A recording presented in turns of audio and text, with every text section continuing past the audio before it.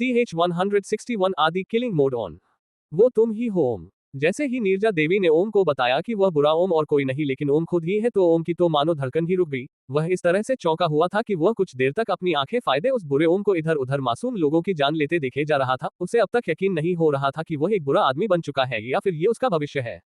फिर होश में आते हुए ओम ने नीरजा देवी से पूछा, मैडम क्या आप मुझे बताया सकती है कि क्या ये मेरा फ्यूचर है या फिर मैं किसी पैरेलल वर्ल्ड में ट्रांसफर हो चुका हूँ, क्योंकि मैं कभी बुरा नहीं बनना चाहूंगा।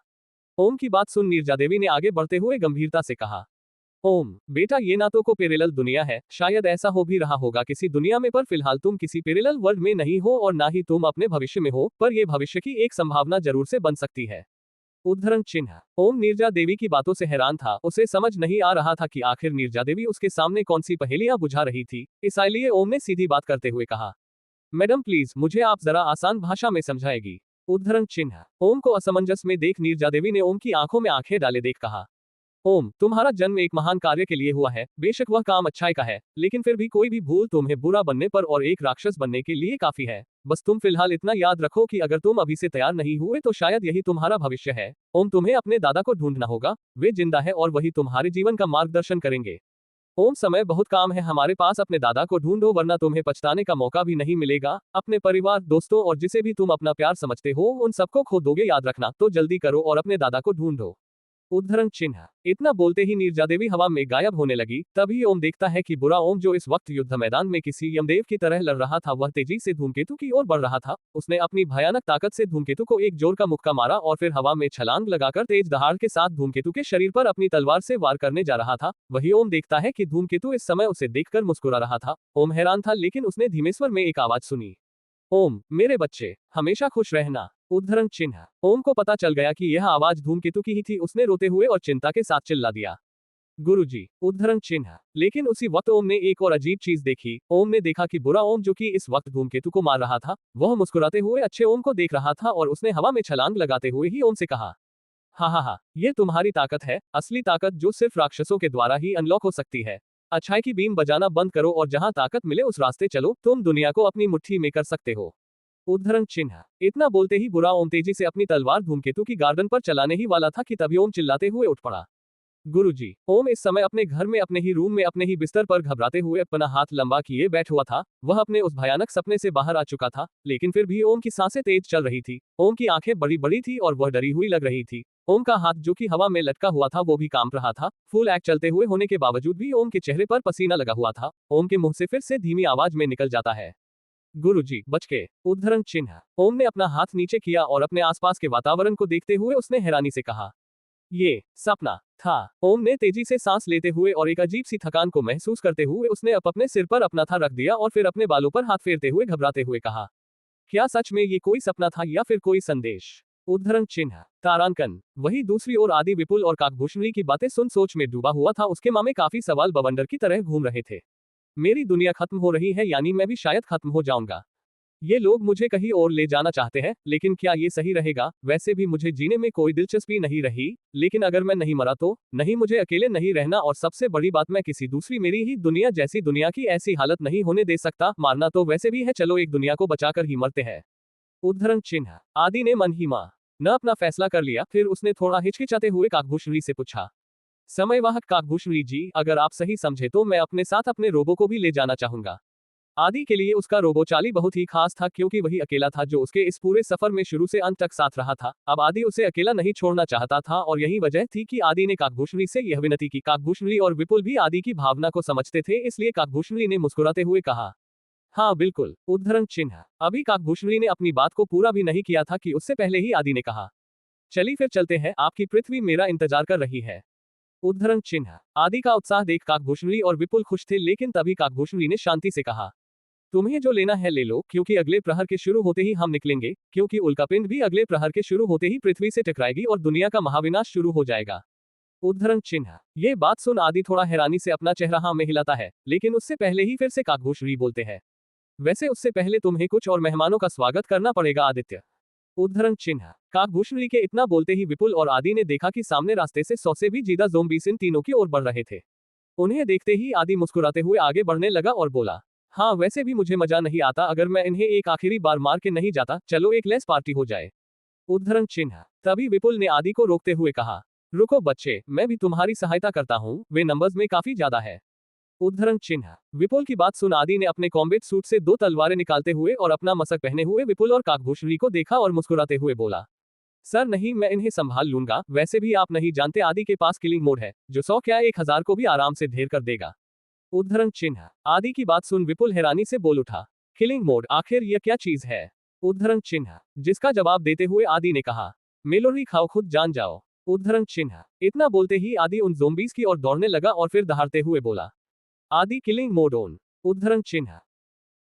CH-162 दुनिया का अंत। ये किलिंग मोड क्या है आदि?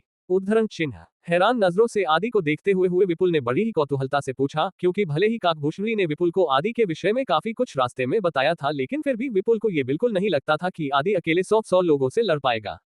लेकिन जब आदि ने कहा कि उसके पास एक खुफिया ट्रिक है जिसे वह किलिंग मोड कहता है, उस विषय में जानते ही विपुल की हैरानी बढ़ गई और वह उस विषय में जानने के लिए उत्सुक ही हो गया।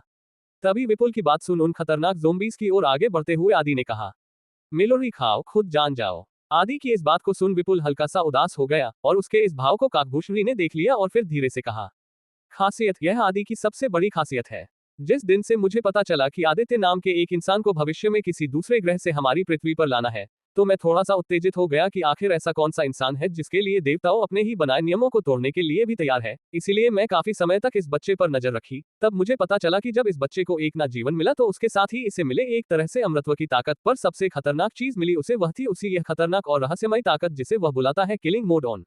उद्धरण चिन्ह। काकभूषणी की बात सुन विपुल अधीरता से उसे देखने लगा और उसे इस तरह से देख काकभूषणी ने हल्का सा मुस्कुराते हुए अपनी बात को आगे बढ़ाते हुए कहा, जब भी वह अपने इस रूप में आता है तो मानो ऐसा लगता है कि साक्षात यमदेव नहीं रूड अवतार आए हो इसे दुश्मनों को मारने, क्योंकि जैसे ही वह इस रूप की शक्तियों का उपयोग करता है, उसके हमला करने की तेजी, फुर्ती और ताकत सब कुछ अनंत गति से बढ़ जाता है और वह अपने दुश्मनों पर किसी रुद्र अवतार की तरह कहर बरसाता है और लगता है कुछ ही पल में हम लोग इसका एक नमूना भी देखने वाले हैं, तो देखो और जानो, क्योंकि इस रूप की बातों में नहीं उसे कहने में मजा है। उद्धरण चिन्ह। इतना बोलते ही काकभूषणी और विपुल एकचित होकर आदि को देखने लगते हैं, जो कि इस समय ज़ोंबीज के उस ग्रुप की ओर आगे बढ़े जा रहा था। विपुल और काकभूषणी ने देखा कि आदि हवा में छलांग लगाया और अपने सीने में एक लाल रंग का त्रिकोणीय निशान था, उस पे अपना हाथ रख जोर से चिल्लाया, आदि किलिंग मोड ऑन। इतना बोलते ही आदि के शरीर पर एक काले रंग का शूट अचानक से पहना गया और उस पे लाल रंग की लाइनस बनी हुई थी जो खून जैसा लाल रंग था और वह सभी लाल लाइनस उसी रंग से चमक भी रही थी। ज़ोंबीज उस ग्रुप के बीचों बीच लैंड करते ही लगभग अगली 10 मिनट के अंतराल में आदि ने सभी ज़ोंबीज को मौत के घाट उतार दिया और उनके ग्रीन रंग के खून से खुद भी नहा लिया। वहीं आदि का यह मौत का नंगा नाच देख काकभूषणी और विपुल दोनों ही हैरान थे, क्योंकि सिर्फ 10 मिनट्स में आदि ने 100 से भी ज्यादा उन भद्दे जीवों को मार दिया था। उसके बाद आदि तुरंत ही अपनी बस में गया। उसके पास एक लेटेस्ट टेक्नोलॉजी थी जिसमें वह काफी भारी और टनस में सामान को एक छोटे से क्यूब जैसे बॉक्स में स्टोर कर सकता था और उसे उसका भर तक महसूस न होता, और आदि ने तुरंत ही अपने हथियार, आने रोबोट और बाकी जरूरी चीजों को उस बॉक्स में रखा और फिर नहाने चल दिया। वहीं काकभूषणी और विपुल इंतजार में थे मिटियोर के गिरने के। अचानक से विपुल और काकभूषणी को एक बहुत ही बड़ा सा उल्कापिंड अपनी आंखों से नजर आने लगता है, जो कि इस समय बहुत ही तेज गति से धरती की ओर आगे बढ़ जा रहा था। उसी वक्त बस का दरवाजा खुला और उसमें से एक लड़का बस से बाहर निकला, जिसे देख विपुल हैरान ही रह गया और बोल उठा, क्या ये 20-22 साल का लड़का आदि है? आदि विपुल की बात सुन मुस्कुराता है और कहता है, जी नहीं सर, मैं 24 साल का हूँ। उद्धरण चिन्ह। नहाकर आने के बाद आदि ने अपने बाल और बियर्ड को भी काट दिया था और इस वक्त वह एक हैंडसम नौजवान लग रहा, आज जिसकी उम्र 22 से ज्यादा नहीं होगी। आदि को तैयार देख काकभूषणी बोल उठे, तो चलो चलते हैं तुम्हारे नए घर की ओर। काकभूषणी की बात सुन उसने एक एक कर विपुल और आदि दोनों की ओर देखा और उन दोनों ने हैरानी के साथ उन्हें हाँ में अपना जवाब दिया। उन दोनों का जवाब मिलते ही काकभूषणी ने अपने हाथ जोड़े और संस्कृत में मंत्र बोलना शुरू किया। यहाँ हिंदी में अनुवाद। कोष्टक। हे महान समय देव, आपके इस अनुज को अनुमति दे कि मैं आपकी आज्ञा से समय और अवकाश के इस सुंदर प्रवाह में परिवहन कर सकूं। मुझे इस रास्ते का उपयोग करने की अनुमति देने के लिए मैं दिल से आपका आभारी हूँ। जी हो काल देव की। इतना बोलते ही फिर से आसमान में सफेद और आले धुएं छा गए और धीरे धीरे वही धुएं काकभूषणी, विपुल और आदि के पास आते हुए गोल गोल बवंडर बनने लगे और उनका रंग भी अलग अलग रंग बेरंगी होने लगा। ये देख विपुल और आदि दोनों ही चौंक जाते हैं। धीरे धीरे वो तीनों ही लोग उस रंग बिरंगे धुएं के साथ हवा में उड़ने लगे। तभी वे तीनों देखते हैं कि एक बड़ा सा उल्कापिंड आसमान से तेज गति से धरती पर गिरता है और उसी के साथ पूरी धरती पे लावा की एक लहर बिखरने लगती है। विपुल और आदि ने देखा कि जैसे जैसे इंसान, जीव या जो भी चीज उस लावा की चपेट में आ रही थी, तुरंत ही राख बने जा रही थी। मानो ऐसा लग रहा था कि धरती माँ ने लावा से बनी चादर ओढ़ ली हो। ये मंजर जितना सुहावना था उतना ही भयंकर भी था। आदि अपनी दुनिया को आखिरी बार देखता है और उसे अपने पुराने दिन याद आ जाते हैं। जब उसने जन्म लिया, उसे घर से प्यार मिला, अपने एक्सपेरिमेंट में मरने तक की कहानी और अंत में सुपर पावर्स के साथ वापस नए जन्म की याद, और उसके बाद इस बंजर जमीन पर ज़ोंबीज से लड़ते हुए सफर की यादें। इन्हीं यादों ने आदि की आंखों में आंसू ला दिए, और इस बात की आदि को इस चीज की भनक तक ना लगी। आदि ने बहुत ही दुखी मन और बारी दिल से अपनी तबाह होती दुनिया को देख कहा, अलविदा मेरी धरती माँ। जो हसीन यादें आपने दी हैं मैं उसे कभी नहीं भूल पाऊंगा। आप ही मेरा असली घर हो और हमेशा रहोगी। उम्मीद है इस बार एक हसीन और शांति से भरी दुनिया का सर्जन होगा। अलविदा प्यारे घर, अलविदा। उद्धरण चिन्ह। आदि के इतना कहते ही वह रंग बेरंगी गोला आसमान में गायब हो गया। CH-163 परिवार टूट रहा है। सुबह से ही ओम का मूड उतरा हुआ था। वह अपने सपने को लेकर बहुत ही चिंतित था। बार बार उसका वह भयानक सा सपना उसे सताए जा रहा था। वह सोफे पर बैठे बैठे अपने मोबाइल को हाथ में लिए किसी गहरे विचार में खोया हुआ था। क्या करना चाहिए मुझे? पता नहीं वह सपना बस एक मामूली सपना ही था या मेरे लिए कोई संदेश। मैं काफी सोच लिया पर मुझे लग रहा है कि किसी न किसी तरह यह मेरी जिंदगी से जुड़ा हुआ है, और अगर सपना झूठ भी है तो एक बात तो क्लियर है कि मैं बुरा नहीं बनूंगा चाहे कुछ भी हो जाए। मुझे लोगों के लिए जीना है, बुराई के लिए नहीं। और वैसे भी अपने दादाजी के विषय में जानना कोई बुरी बात भी तो नहीं है ना। उद्धरण चिन्ह। ओम अपने ही ख्यालों में था कि अचानक से ही विजय चाचा उसे टोकते हुए कहते हैं, हे ओम बेटा क्या हुआ? इतने गुमसुम से क्यों हो, और आखिर तुम्हारा ध्यान कहाँ है? चाची कब से पूछ रही है तुमसे कि तुम्हारा दूध रेडी है, लेकिन तुम कोई जवाब ही नहीं दे रहे हो। कोई बात है क्या जो तुम्हें परेशान कर रही है? इतना बोलते ही विजय चाचा ओम के बगल में बैठ जाते हैं। ओम हल्का सा मुस्कुराते हुए विजय चाचा से कहता है, नहीं नहीं चाचा, बस ऐसे ही थोड़ा ख्यालों में खोया हुआ था। उद्धरण चिन्ह। तभी शारदा चाची भी ओम के लिए दूध का कप लिए हुए आती है और उसे ओम को देते हुए मुस्कुराकर बोलती है, अच्छा किसी लड़की के ख्यालों में थे क्या? उद्धरण चिन्ह। शारदा की बात सुन विजय मुस्कुराते हुए कहता है, अरे कैसी बातें कर रही हो तुम? इस जमाने में लड़की के बारे में सोच हम जैसे बूढ़े दुखी होते हैं, जवान लोग तो अपनी प्रेमिका के बारे में सोच खुश होते हैं। शारदा गुस्से का नाटक करते हुए विजय को देख बोलती है, अच्छा जी, मतलब आप मेरे बारे में सोचकर दुखी होते हैं? उद्धरण चिन्ह। अरे अरे मैं तो दूसरों के बारे में बोल रहा था। उद्धरण चिन्ह। विजय ने शर्म से मुस्कुराते हुए कहा। तभी शारदा भी थोड़ा गुस्से का नाटक ओम से भी करते हुए बोली, हाँ तो साहबजादे बताएं, अब आपको क्या हुआ है और क्यों सुबह से मुंह उतरा हुआ है? उद्धरण चिन्ह। अभी ओम कुछ जवाब दे उससे पहले ही उन तीनों ने देखा कि मनोज, हर्ष और ईशा के साथ सामान लेकर हॉल में उतर आया। उन्हें सामान के साथ देख विपुल, शारदा और ओम तीनों ही हैरान हो गए। शारदा ने हैरानी के साथ मनोज से कहा, अरे मनोज भैया, आप ये सामान लेके कहाँ जा रहे हो बच्चों के साथ? उद्धरण चिन्ह। शारदा, विजय, अब हम लोग यहाँ से जाना चाहेंगे, मैं ज्यादा आप लोगों पर बोझ बनना चाहता। उद्धरण चिन्ह। दुखी आवाज में झूठी मुस्कान के साथ मनोज ने विजय और शारदा को देख कहा। ओम मनोज की बात सुन बिल्कुल चुप था, लेकिन हैरान नजरों से मनोज को देख विजय बोल उठा, क्या मतलब जा रहे हो? कहीं नहीं जा रहे तुम और मनोज भाई, मुझे बहस नहीं चाहिए, और कम से कम अपना नहीं तो बच्चों का सोचो। भाभी ने आपको कंगाल कर दिया है, क्या इस उम्र में बच्चों के साथ कहाँ जाओगे? मैं तुम पे एहसान नहीं कर रहा, लेकिन तुम कहीं नहीं जा रहे। उद्धरण चिन्ह। विजय की बात सुन शारदा भी बोल उठी, हाँ भैया आप कहीं नहीं जा रहे, और वैसे भी ये घर जितना हमारा है आपका भी तो है। मुझे भी खुशी होगी अगर ईशा और हर्ष, ओम और रिया, सौम्या के साथ रहेंगे और बड़े होंगे। आप हम पर बोझ नहीं हो, परिवार है हम, और मुश्किल घड़ी में परिवार ही काम आता है। उद्धरण चिन्ह। शारदा की बात सुन मनोज मानो रो ही दिया। उसने विजय के कंधे को पकड़ते हुए कहा, नहीं मेरे भाई, मैं परेशान हूँ जब से ये सब हुआ, मुझे समझ नहीं आ रहा क्या करूँ क्या ना करूँ। भाई लेकिन एक बात मेरे मन में पक्की है, मैं अपने छोटे भी पर बोझ नहीं बनूंगा। मुझे दिल्ली में मेरे एक दोस्त की कंपनी में काम मिल जाएगा और सैलरी भी अच्छी है, और रहने के लिए मुझे कंपनी से मकान भी मिलेगा, तो सब चिंता नहीं है। और अब तो आते जाते रहेंगे, और मुझे भी खुशी होगी अगर मेरे बच्चे ओम और रिया सौम्या के साथ घुल मिल जाएंगे। उद्धरण चिन्ह। मनोज की बात सुन विजय और शारदा का चेहरा उतर गया था, और ये देख मनोज ने मुस्कुराते हुए कहा, शारदा, मनोज आखिर एक बात बताओ, मैं बड़ा भाई हूं ना, और बड़ा भी लेता नहीं देता है। वैसे भी आज तक मैंने तुमसे, ओम से, विपुल भी से, भाभी से, सबसे एहसान लिए हैं, और इन चीजों के लिए मैं शर्मिंदा हूं। क्या तुम चाहते हो कि आज भी मैं तुम्हारा ये एहसान लेकर मैं शर्मिंदा हो जाऊं? इसीलिए मुझ पे एक मेहरबानी करो और मुझे रोको मत, प्लीज। उद्धरण चिन्ह। मनोज की बात सुन शारदा चिंता जताते हुए कहती है, लेकिन मनोज भाई, आपका तो समझ लिया कि आप एडजस्ट कर लेंगे, लेकिन कम से कम कुछ समय हमारे साथ रहे, जिससे कि हम लोग भी बच्चों के साथ रह पाए, उन्हें जिस दुख से गुजरना पड़ा उसे कम कर पाए। और वैसे भी हर्ष और ईशा तो ओम के साथ रहना चाहते था। ए ना प्लीज मनोज भाई, अपने बच्चों के प्रति इतना कठोर ना होइए, कुछ दिन तो रुक जाए प्लीज। उद्धरण चिन्ह। शारदा की चिंता देख मनोज थोड़ा हिचकने लगा, लेकिन फिर कुछ सोच मकम मन से सिर ऊंचा कर और मुस्कुराते हुए मनोज बोल उठा, शारदा, मुझे मेरे बच्चों पर यकीन है, वे अब सही राह पे हैं और किसी भी मुश्किल का सामना कर सकते हैं। ये तुम लोगों का घर है जिसे आपने मेहनत से बनाया है, और उस घर को हमारी वजह से टूटना पड़ा। मैं नहीं जानता मेरी बीवी किस किस से पैसे मांग आई है और इसी वजह से अब आप लोगों के लिए किसी और मुसीबत को बुलावा नहीं देना चाहता। फिलहाल कुछ समय मेरे बच्चे मेरे साथ ही रहेंगे, उसके बाद मैं उन्हें यहाँ भेज दूंगा आप लोगों के पास, प्लीज भाभी। फिर ओम की खामोशी से परेशान होकर ओम को देख, ओम तुम ही समझाओ इन्हें, क्या मैं कुछ गलत कह रहा हूँ? उद्धरण चिन्ह। जब मनोज की बात सुन सबने ओम की ओर देखा तो ओम ने गंभीर होकर सभी को देख थोड़ा ऊंची आवाज में कहा, कोई कहीं नहीं जाएगा। उद्धरण चिन्ह। अचानक से ओम को इस तरह से देख पूरा घर हैरान रह गया। CH-164 हम साथ साथ है, कोई कहीं नहीं जाएगा, ओम ने गंभीर होकर ऊंची आवाज में सबको देखते हुए कहा।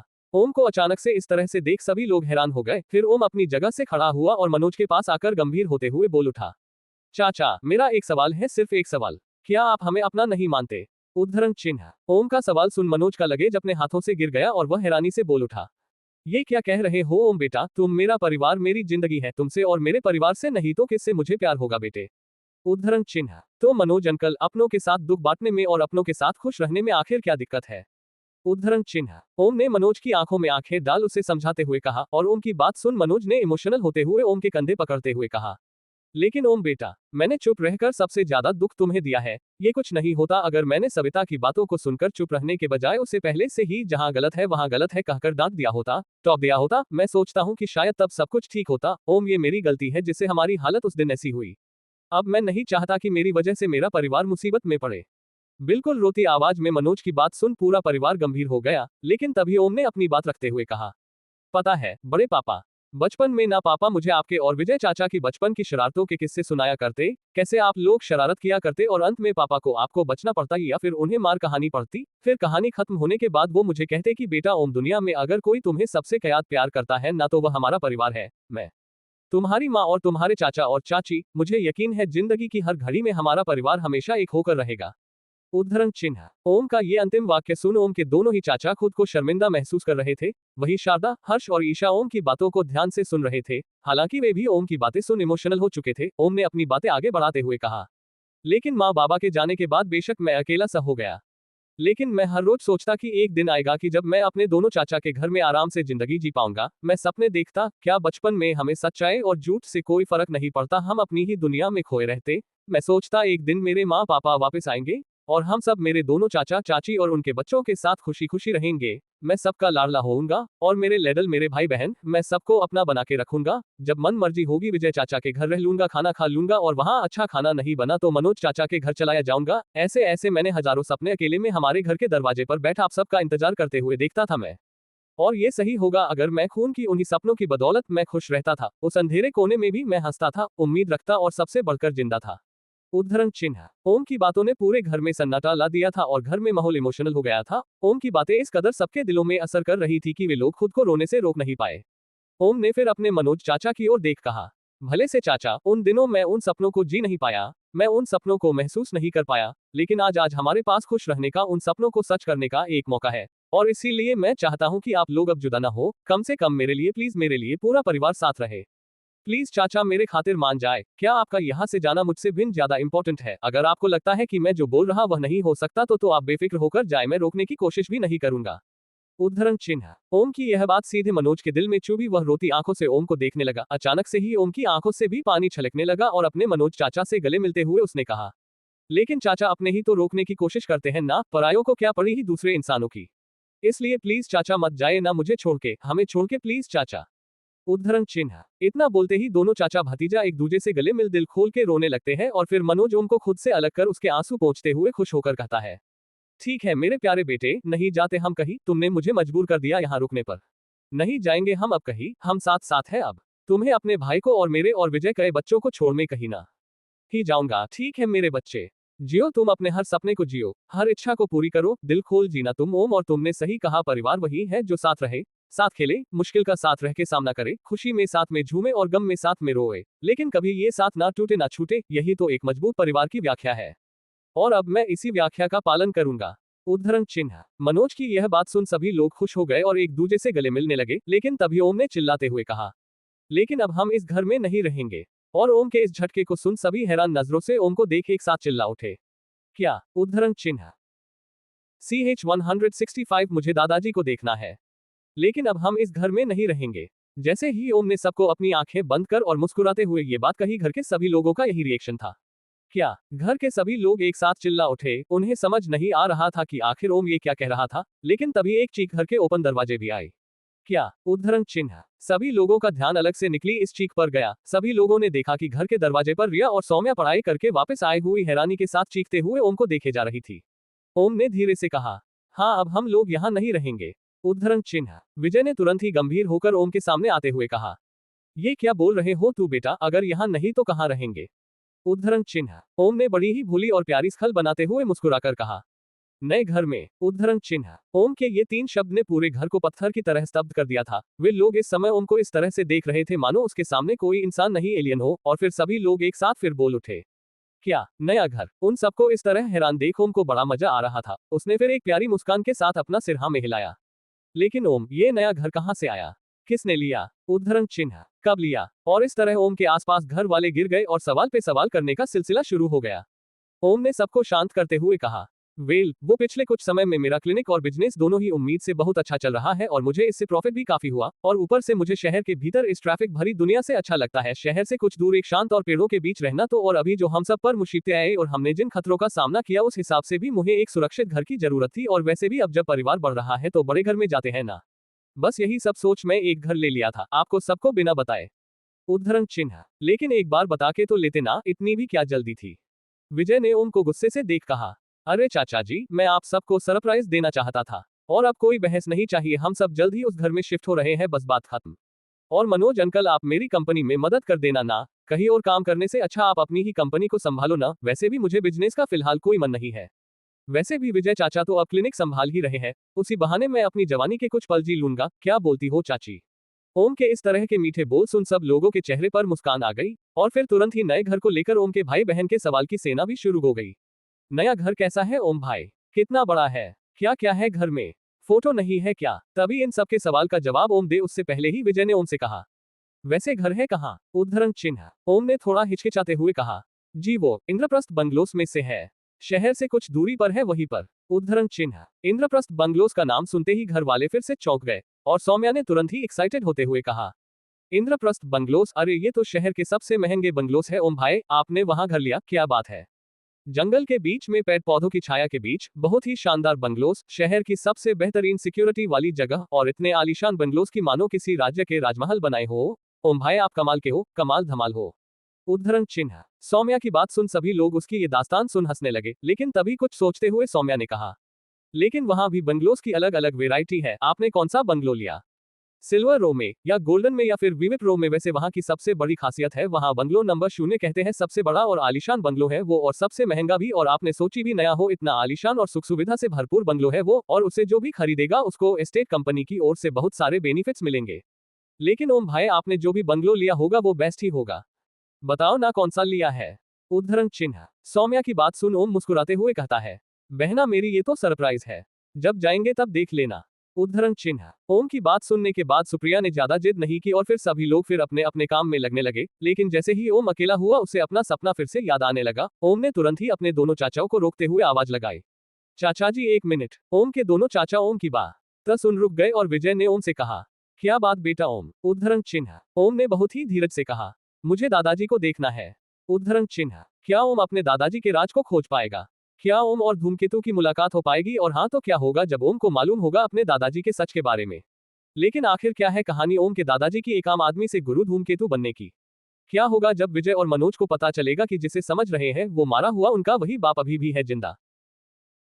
CH-166 तैयारी शुरू करो। एक तरफ ओम अपने दादाजी को ढूंढने में और अपने परिवार को बचाने में लगा हुआ था, वहीं पूरी दुनिया में बाली की मौत की खबर ने खलबली मचा दी थी। रातों रात बाली के सभी काले कारोबार बंद हो गए, उसके इलीगल सामान की सप्लाई बंद हो गई। अंडरवर्ल्ड और दुनिया भर के काले मार्केट में एक तरह का तूफान मचा हुआ था, क्योंकि बाली इलीगल ड्रग्स, वेपन और इसी तरह के कई और गैरकानूनी बिजनेस में पूरी दुनिया के टॉप माफिया में से एक था, और उसकी मौत का पूरी दुनिया के इलीगल मार्केट पर गहरा असर हुआ था।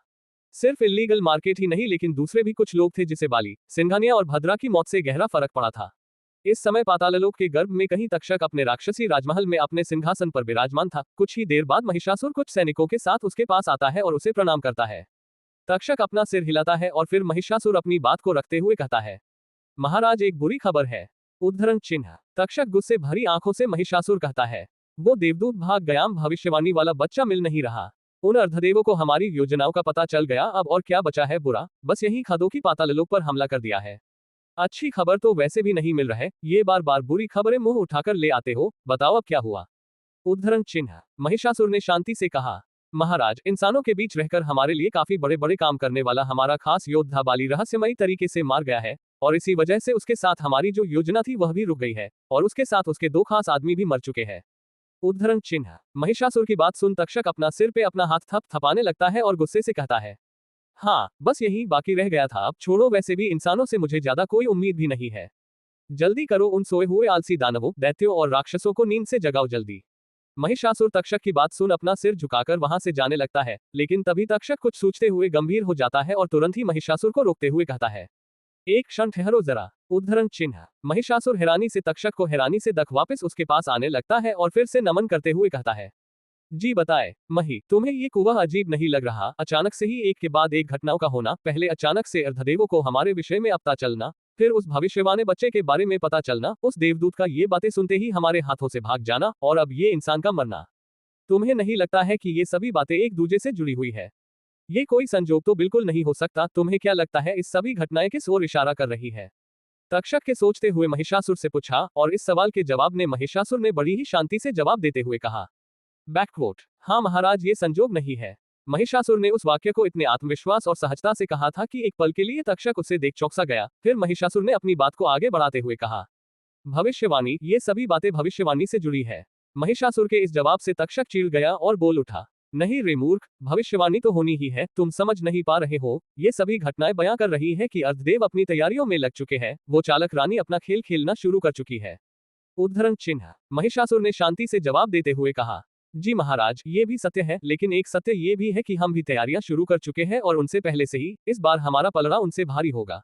उद्धरण चिन्ह। तक्षक फिर से महिषासुर की बात को काटते हुए कहा, नहीं नहीं, सिर्फ तैयारी जरूरी नहीं है, हमेशा एक योजना पे भरोसा नहीं करते मूर्ख राक्षस, तुम भी खेल को आरंभ करो, और खेल की दूसरी योजना है बाधा बनना। अपने राक्षसों को भेजो और पृथ्वी पर खबली मचाओ, उन्हें व्यस्त रखो पृथ्वी की मुश्किलों को सुझाने में, जिससे कि उनका ध्यान भटक जाए, और हमेशा याद रखना, ध्यान भटकने से चाहे वो देवता ही क्यों न हो, गलती जरूर करता है, और वही गलती हमारी जीत का कारण बनेगी। उद्धरण चिन्ह। तक्षक के विचार सुन महिषासुर दो पल के लिए स्तब्ध हो गया और फिर अचानक से बोल उठा, अद्भुत महाराज, अद्भुत, मैं तुरंत ही इस योजना पर कार्य शुरू करता हूँ। इतना बोलते ही महिषासुर जाने लगा। उसे जाता देख तक्षक ने फिर उसे टोकते हुए कहा, इस बार इंसानों पर रहम मत खाना, अर्धदेव का समय उन्हें बचाने में ही लगना चाहिए, समझे, और एक बात, उस बच्चे को भी ढूंढ और ढना जारी रखो, अगर वो मिल गया तो जीत हमारी ही है। उद्धरण चिन्ह। महिषासुर ने इन आदेशों को भी स्वीकार किया और वो वहां से निकल गया। तभी तक्षक उसे हैरानी से देख रहा और फिर उसे शंकास्पद नजरों से देख किसी गहरे विचारों में खो गया।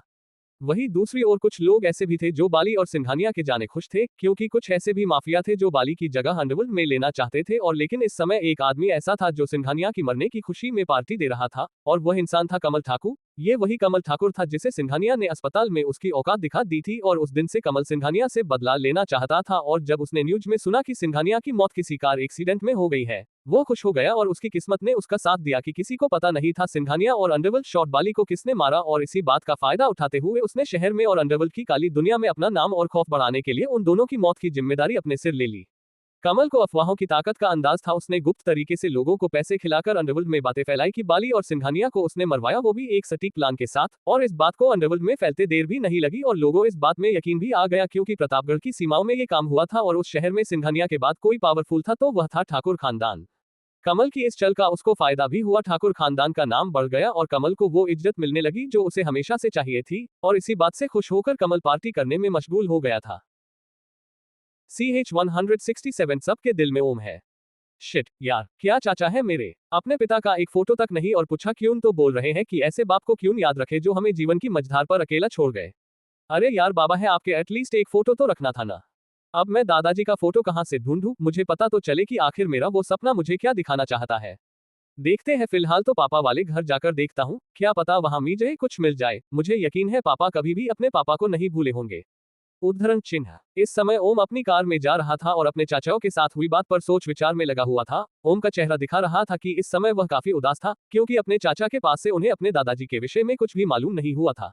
वहीं दूसरी ओर अंशिका, सीमा और सुप्रिया तीनों ही किसी पार्टी में खूबसूरत से कपड़े पहने हुए अपने हाथ में ड्रिंक्स लिए खड़ी हुई थी और एक दूजे हंसते हुए बातें कर रही थी। वेल, पार्टी तो काफी शानदार है यार, है ना। उद्धरण चिन्ह। अंशिका ने पूरी पार्टी की सजावट और वहां की सर्विस को देखते हुए कहा, और उसकी इस बात को आगे बढ़ते हुए सीमा ने कहा, बिल्कुल है यार, बिल्कुल। आखिर मेरे पापा ने जो रखी है, इसे शानदार तो होना ही था। इतना बोलते ही गर्व से अंशिका और सुप्रिया को देखने लगी और उसे इस तरह से नखरे करते देख अंशिका और सुप्रिया मुस्कुरा दी। फिर सुप्रिया उन दोनों को देख थोड़ा हिचकिचाते हुए बोल उठी, वैसे पार्टी और भी शानदार होती अगर ओम यहाँ होता है ना। उद्धरण चिन्ह। सुप्रिया की बात सुन अंशिका और सीमा दोनों भी ओम के बारे में सोचने लगी, और फिर सीमा थोड़ा दखी होते हुए बोल उठी, हाँ यार, लेकिन जब पापा को पता चला ओम के परिवार पर हुए उस हमले के बारे में तो पापा ने सोचा कि कुछ दिन उन्हें खुद को ठीक करने के लिए अकेला छोड़ दिया जाए, और मेयर सर की भी यही राय थी, इसलिए उन्हें हमने पार्टी में इस बार इनवाइट नहीं किया। लेकिन पापा ने आहूजा अंकल को कॉल कर दिया है और उन्हें इनवाइट किया, लेकिन विजय अंकल की भी यही राय थी, तो इस बार ओम के बगैर ही सही। सीमा की इस बात पर अंशिका ने कहा, हाँ यार, काफी बुरा हादसा हुआ ना, वो सही है, उन्हें कुछ समय खुद को अकेले रहने देना ही चाहिए। लेकिन ओम अब ठीक है। उद्धरण चिन्ह। सही कहा लेडीज, आपने, मुझे भी लगता है कि ओम को जरूर से बुलाना चाहिए, उसके बिना पार्टी में मजा ही नहीं आता ना। उन तीनों लड़कियों ने पीछे मुड़कर देखा तो मेयर, काठवानी साहब और सीमा के पिता उन लड़कियों के पीछे मुस्कुराते हुए खड़े थे, और उन्हें पीछे देख तीनों ही लड़कियां खुश हो गई और सीमा ने खुश होते हुए कहा, क्या पापा सच में मैं ओम को बुलाया सकती हूँ? जिस पर कि सीमा के पापा ने मुस्कुराते हुए कहा, हाँ हाँ, वैसे भी इस पार्टी की असली वजह ही ओम है, ओम की वजह से ही तो मैं उन जेड स्टोन को भारी कीमत में बेच पाया हूँ, उस लड़के में सही में काबिलियत कूट कूट भरी है। असल में ये पार्टी के मैं गेस्ट ही आहूजा परिवार होने वाला था, लेकिन मुझे लेट पता चला कि उनके परिवार के साथ हादसा हो गया है। लेकिन मैं पार्टी को पोस्टपोन भी नहीं कर सकता था क्योंकि इन्विटेशंस पहले ही दे दिए गए थे। लेकिन हाँ, ओम को तो बुलाया जा सकता है, तो लेडीज अपने दोस्त को जरूर से बुलाओ। उद्धरण चिन्ह। इतना बोलते ही वे तीनों बिग शॉट्स वहां से मुस्कुराते हुए वहां से जाने लगे, लेकिन उसी वक्त मेयर ने वापस पीछे मुड़कर कुछ सोचते कहा, वैसे हाँ, एक बात और, ओम सबसे अलग है और ऐसे लड़के बार बार नहीं मिलते, क्योंकि उस जैसा लड़का है ही दुनिया में एक। तो ऑल द बेस्ट। इतना बोलते ही वो फिर से मुड़कर जाने लगे, लेकिन उसकी इस बात में वहां मौजूद सभी को सोचने पर मजबूर कर दिया। काठवानी और सीमा के पिताजी भी इस बात को सोच गंभीर हो गए, लेकिन फिर इस बात को ज्यादा ध्यान न देते हुए वहां से निकल दिए। लेकिन सीमा, अंशिका और सुप्रिया तीनों ही इस बात से डिस्टर्ब हो चुकी थी, क्योंकि कहीं न कहीं तीनों ही जानती थी कि वे तीनों ही ओम को पसंद करती है। भले ही अंशिका ओम से काफी करीब थी, लेकिन उसे भी अभी नहीं पता था कि ओम के दिमाग में क्या है, वो किसे पसंद करता है, इसीलिए वे तीनों ही चिंतित थी। लेकिन तभी सीमा ने मुस्कुराते हुए कहा, कमो अंशिका, क्या कर रही हो? ओम को कल कॉल यार, उसे बुलाओ यहाँ। उद्धरण चिन्ह। सीमा की इस बात से तीनों ही लड़कियां अपने अपने ख्यालों से बाहर आ गई, और फिर अंशिका ने मुस्कुराते हुए कहा, हाँ हाँ, लगाती हूँ। इतना बोलते ही अंशिका ओम को कॉल लगा देती है और तीनों ही ओम के कॉल उठाने का वेट करने लगी। वहीं ओम कार चलाते हुए कार की स्क्रीन पर देखता है कि अंशिका का कॉल आ रहा था। वह हैरानी से बोल उठा, अरे ये लड़की इस वक्त क्यों कॉल कर रही है? इस समय तो ये पार्टी में होनी चाहिए ना।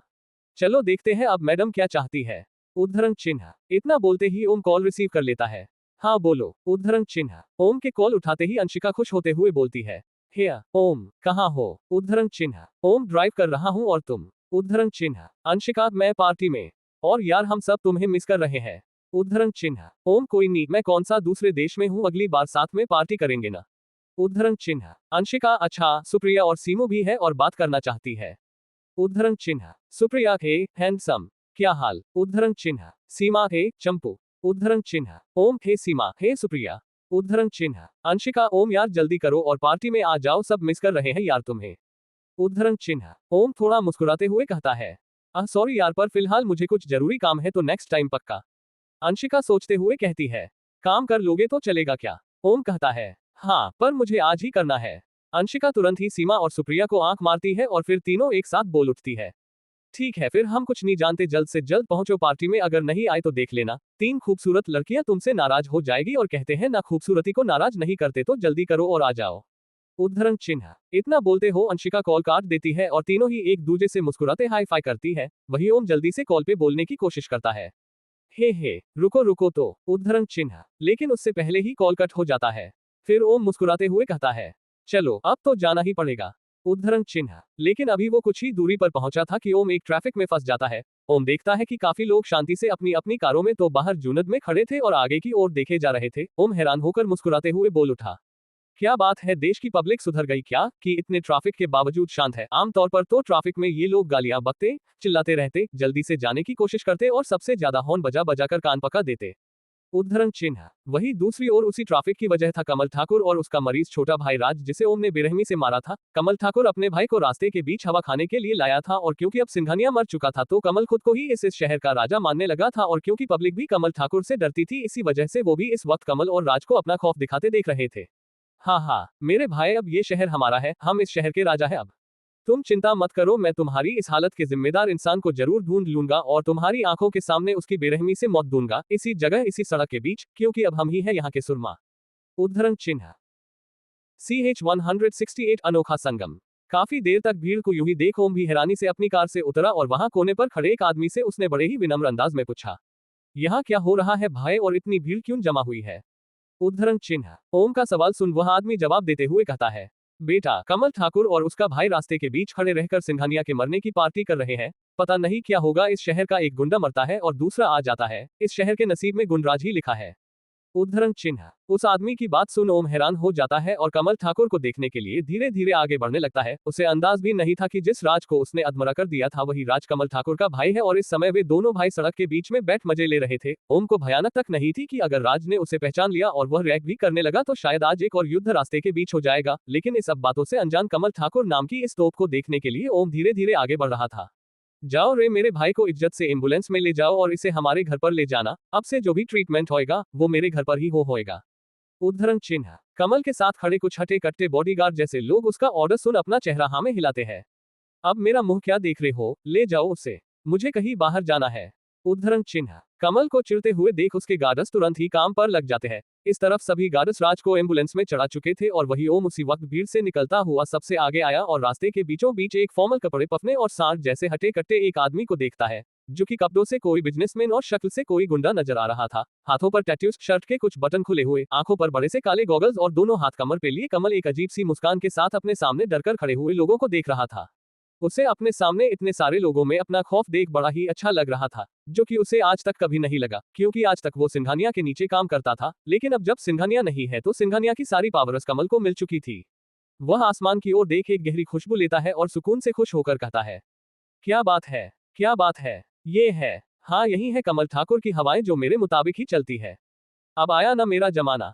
हाँ हाँ हाँ, इतना बोलते ही वह पहाड़ जैसा दिखने वाला आदमी पीछे मुड़ता है और फिर कार में बैठते हुए अपने आदमियों से कुछ कहता है और फिर वहां से निकल जाता है।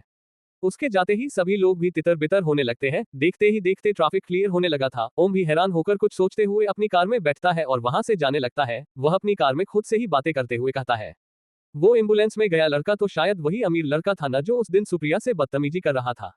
उद्धरण चिन्ह। ओम इस समय उस पल के बारे में सोच रहा था जब उसने कमल के गार्ड्स को राज को एम्बुलेंस में चढ़ाते हुए देख लिया था। लगता है मैंने जोश उसके होश ही उड़ा दिया है। चलो कोई बात नहीं, लायक भी तो था, और वो पहलवान तो वो है उसका भाई, जिसके दम पर वो बंदा इतना बोल रहा था।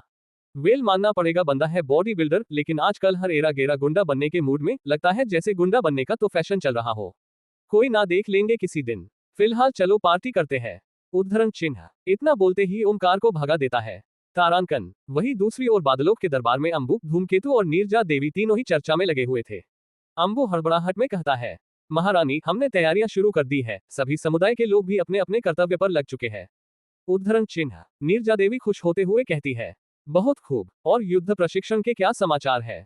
उद्धरण चिन्ह। जिस पर अंबु जवाब देते हुए कुछ कहे उससे पहले ही सर्पदूत भी वहां पर मौजूद हो जाते हैं और महारानी को नमन करते हुए कहते हैं, महारानी की जय हो। उद्धरण चिन्ह। महारानी भी उनका आदर करती है और फिर वापस धूमकेतु और अंबु के बीच बातें आगे बढ़ती है। महारानी, सभी दल अपने अपने काबिलियत, शक्तियां और पूरे उत्साह के साथ एक बार फिर से युद्ध प्रशिक्षण शुरू कर चुके हैं। थोड़ा समय जरूर लगेगा, लेकिन उनकी हर खोई हुई सभी युद्ध तकनीक पर वे महारत जरूर हासिल कर लेंगे। उस बच्चे के लिए सेना जल्द ही तैयार हो जाएगी। उद्धरण चिन्ह। नीरजा देवी मुस्कुराते हुए कहती है, अद्भुत, आशा है जैसा आप कह रहे हैं वैसा ही हो। उद्धरण चिन्ह। भी उनकी नजर कुछ सोच रहे धूमकेतु जी की ओर जाती है। उन्हें इस तरह से चिंतित होकर सोचते हुए देख नीरजा देवी कौतूहलता से उन्हें पूछती है, गुरु धूमकेतु, आप कहीं खोए खोए लग रहे हैं, कोई बात है क्या? सर्पदूत आए तब भी आप कुछ नहीं बोले। उद्धरण चिन्ह। नीरजा देवी की बात सुन धूमकेतु गंभीर स्वर में कहते हैं, माफी चाहूंगा महारानी, और प्रणाम सर्पदूत। मैं कुछ सोच रहा था महारानी, क्योंकि एक बात है जिसका ट्रक मुझे समझ नहीं आ रहा है। उद्धरण चिन्ह। नीरजा देवी रुचि लेते हुए उनसे कहती है, बताए गुरुदेव, आपको क्या बात परेशान कर रही है? महारानी और सर्पदूत, मैं जो कहूंगा उस पे मुझे आपकी सलाह देना, अगर मैं कहीं गलत हूं तो। महारानी, मुझे समझ नहीं आ रहा कि आखिर एक भगोड़ा सर्प जिसे कोई अपनाना नहीं चाहेगा, उसे राक्षसों ने कैसे अपनाया, और अगर अपनाया तो उसे राज्य कैसे बना दिया। उद्धरण चिन्ह। धूमकेतु जी ने सोचते हुए महारानी से कहा, जिसके उत्तर में अंबु ने बड़ाई मारते हुए कहा, अरे गुरुदेव, आप भी ना, अरे वो राक्षस है जो बेवकूफी हम कभी ना करे, वही बेवकूफी राक्षस बड़ी आसानी से कर लेंगे, और मूर्खों के ऊपर मूर्खों का राजा। उद्धरण चिन्ह। लेकिन तभी उसे बीच में रोकते हुए नीरजा देवी भी बोल उठी, नहीं नहीं, राक्षस मूर्ख नहीं थे कभी भी, उनके फैसले जरूर गलत होते हैं लेकिन मूर्ख नहीं, क्योंकि इतिहास के सबसे बड़े बड़े महाज्ञानियों में राक्षसों का भी नाम है। महान राक्षस राजबली, रावण, विभीषण और ऐसे तो और भी अधिक नाम है। मुझे नहीं लगता है कि वह कोई मूर्खतापूर्ण इंसान को अब राज्य बनाएंगे। उद्धरण चिन्ह। उन्हीं की बात को जिलते हुए धूमकेतु भी बोल उठते हैं, और सर्पादूत, जब तक्षक भागा उस समय जो विवरण आपने किया था उस हिसाब से तो तक्षक एक पागल और मूर्ख सर्प होना चाहिए ना। जी बिल्कुल, सर्पों के इतिहास में तक्षक सबसे मूर्ख सर्पों में गिना जाता है। उसकी मूर्खतापूर्ण हरकतों की वजह से ही उसे नागलोक से बर्खास्त किया गया था। लेकिन उद्धरण चिन्ह। सर्पदूत अपनी बात को आगे बढ़ाते उससे पहले ही धूमकेतु ने ऊंची आवाज में कहा, ठहरो। उद्धरण चिन्ह। अचानक से धूमकेतु को इस तरह का व्यवहार करते देख सभी लोग हैरान हो चुके थे और धूमकेतु को हैरानी से देखे जा रहे थे। नीरजा देवी ने धीरे से धूमकेतु से कहा, क्या हुआ धूमकेतु जी, आपका चेहरा इतना चिंतित क्यों दिख रहा है। उद्धरण चिन्ह। तभी धूमकेतु हड़बड़ाते हुए कहते हैं, वो आ रहा है, मुझे यहाँ से जाना होगा। धूमकेतु को इस तरह से डरते हुए देख चिंता के साथ नीरजा देवी ने उनसे पूछा, कौन कौन आ रहा है गुरुदेव। उद्धरण चिन्ह। तभी डरते हुए धूमकेतु ने कहा, मेरा बेटा। उद्धरण चिन्ह। CH-169 पार्टी की जान ओम, देखो तो वो कितना हैंडसम है ना। हाय, ये किस फैमिली से आया है। उद्धरण चिन्ह। क्या दिखता है यार, ओहे, हॉट एंड स्पाइसी, लगता है मानो स्वर्ग से सीधे उतर कर आया हो। बात करे क्या उससे। जैसे ही ओम ने सीमा के पापा के पार्टी हॉल में कदम रखा, हॉल की हर एक आंख ने ओम को ऊपर से नीचे तक स्कैन कर लिया, और लड़कियों के तो हाल ही बेहाल होने लगे थे और यही बात बयान कर रही थी कि ओम और भी चमकने लगा था। ओम धीरे धीरे चलते हुए आगे बढ़ने लगा और सीमा के पापा को ढूंढने लगा, लेकिन तभी एक आवाज आई, ओम बेटा, यहाँ। ओम ने सामने की ओर देखा तो काठवानी साहब, मेयर साहब और सीमा के पिता चौहान साहब अपने अपने हाथ में ड्रिंक्स लिए खड़े थे और उन्हीं के साथ अभय और आयुष भी थे। वे सभी लोग बढ़िया से शूट बूट में जच रहे थे। वही ओम जैकेट, टी शर्ट और पंत में था, जो कि काफी सामान्य कपड़े थे। ओम तुरंत ही मुस्कुराते हुए उन लोगों के पास गया और उन सबसे हाथ मिलाया और उन्हें ग्रीट किया। सभी लोग ये देख हैरान रह गए कि एक आम सा लड़का शहर का केटीन नामचीन बिजनेसमैन को इतनी अच्छी तरह से जानता था कि उन्होंने सामने से ओम को अपने पास बुलाया और उनसे इस तरह से बात भी कर रहे थे। ओम की इस हरकत से सभी लोग जानना चाहते थे कि आखिर ओम है कौन। लेकिन अभी लड़कों और लड़कियों का दिल तब टूटा जब सुप्रिया, सीमा और अंशिका भी ओम से बहुत ही प्यार से और मुस्कुराते हुए बातें करने लगी। लड़के इसलिए दुखी थे क्योंकि 3 बाला की खूबसूरत औरतें एक आम सा लड़का सादी सी जैकेट पहन के ले गया और वे लोग इतने महंगे शूट पहनकर आए थे, इतनी महंगी गाड़ियों में आए थे, लेकिन उनका ये सारा दिखावा धरा का धरा रह गया और वह आम सा लड़का बाजी मार गया। इस वजह से सभी लोग इस समय ओम से जल रहे थे और उसे तिरछी नजर से देख रहे थे। वही लड़कियां इसलिए नाराज था क्योंकि कुछ देर पहले जिस लड़के ने उनके सामने सपनों के राजकुमार बनकर एंट्री ली थी, उससे अभी अभी 3 तितलियों द्वारा चुरा लिया गया। तभी अचानक से ही युवराज चौहान ने सबका ध्यान अपनी तरफ खींचते हुए कहा, हेलो एवरीवन, प्लीज कुछ पल के लिए आप सब अपना ध्यान मेरी ओर कीजिए। मैं आपका ज्यादा टाइम नहीं लूंगा, मैं बस एक खास शख्स को आप सबसे मिलाना चाहता हूँ। उद्धरण चिन्ह। सभी लोग हैरानी से चौहान साहब को देखने लगे।